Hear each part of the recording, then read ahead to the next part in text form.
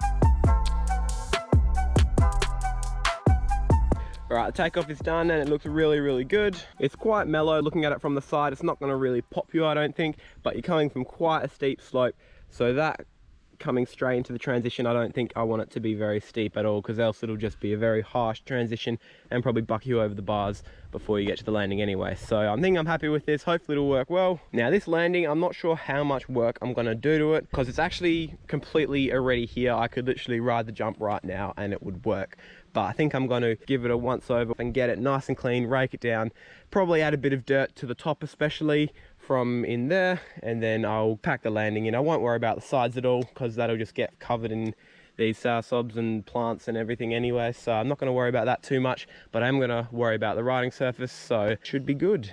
Right, it's the next day and it was raining last night. Takeoff held up pretty well, except there was already another little puddle here. I hadn't dug the drainage quite well enough, so now I've dug a proper drain out there and smoothed it all out, so hopefully any water that comes here will move that way, and I'm hoping this will dry up fine and that won't be a problem. I've made a decision about the landing. I'm going to give the whole landing a good proper surface, obviously, because that's what you want with a new jump, but I'm not going to spend too much time on the landing because I'm also going to rebuild this berm and make this corner absolutely perfect. So that's going to be in this video. So hopefully this landing doesn't take as long as I think it will, and hopefully it won't break my back as much as I think it will, because this is going to be a lot of packing in, but got to get started because I'm just standing here talking, so let's get to it.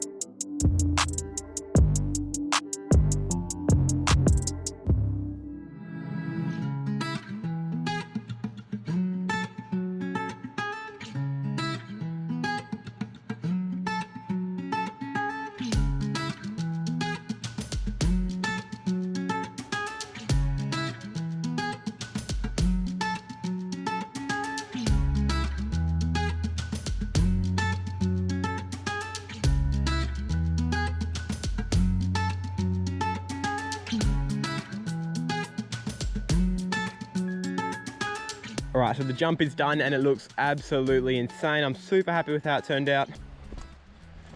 To land it properly, you're going to be wanting to land about here because the rest of this is a case pad. So it's quite a hefty size jump, and I'm glad the case pad is there for the first few goes when I'm testing this. Sadly, won't be able to do that in this video because, as always this time of year, it is very soggy and wet. But trust me, as soon as I can, I'll be riding this jump and putting it up on the channel. The berm isn't anything special, it's a good berm and it should ride well once it hardens up.